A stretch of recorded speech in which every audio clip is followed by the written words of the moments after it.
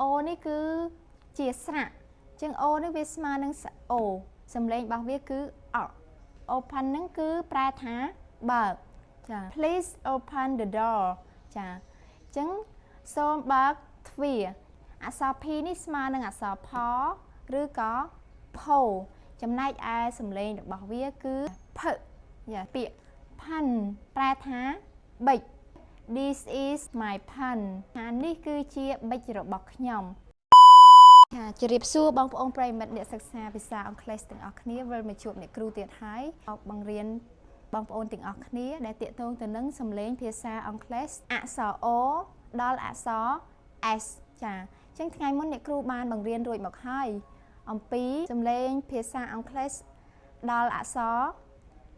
រ N ចាឥឡូវចាប់ផ្ដើមរៀនជាមួយអ្នកគ្រូទាំងអស់គ្នាចា O នេះគឺ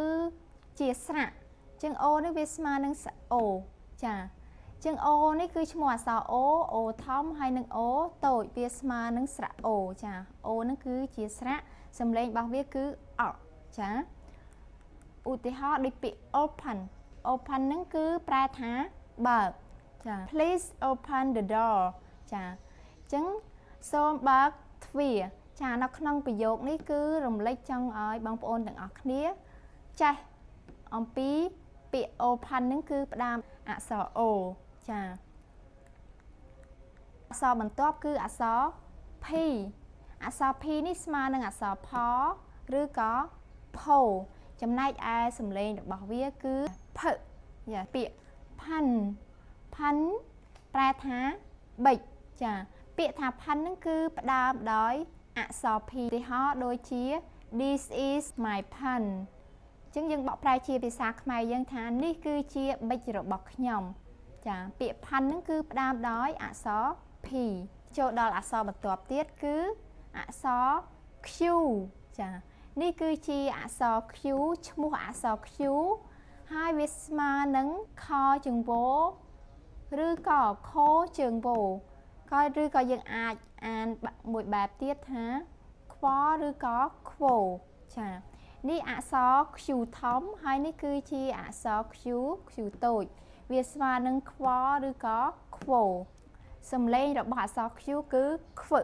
ចាពាក្យថា queen ចា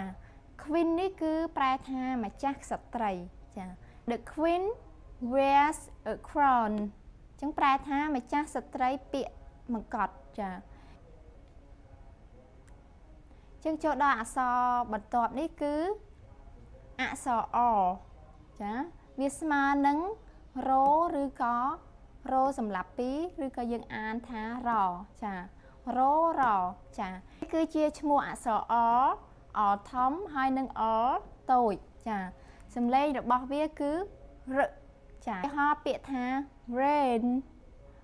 នេះប្រែថាភ្លៀងចាអញ្ចឹងពាក្យថា rain ហ្នឹងគឺផ្ដើមឡើងដោយអក្សរ R នឹងឯងគឺ rain ប្រែថាភ្លៀងចាឧទាហរណ៍ The rain is falling ចាអញ្ចឹងយើងប្រែថាភ្លៀងគឺកំពុងតែធ្លាក់អក្សរ S ចាអក្សរ S នេះគឺវាស្មើនឹងអក្សរសឬសត្រីស័ព្ទចាវាស្មើនឹងពីរអក្សរនេះចានេះគឺជាឈ្មោះអក្សរ S ធំនេះ S តូចចាសំឡេងរបស់វាគឺសចាសឬក៏បែបហ្នឹងចាសំឡេងរបស់អក្សរ S ហ្នឹងចាឧទាហរណ៍ពាក្យថា see ចា see នេះគឺប្រែថាឃើញពាក្យថា see ហ្នឹងគឺផ្ដើមដោយអក្សរ S ចាឧទាហរណ៍ I see you smile ចា I see you smile នេះគឺខ្ញុំឃើញអ្នកញញឹមចា I see you smile ខ្ញុំឃើញអ្នកញញឹម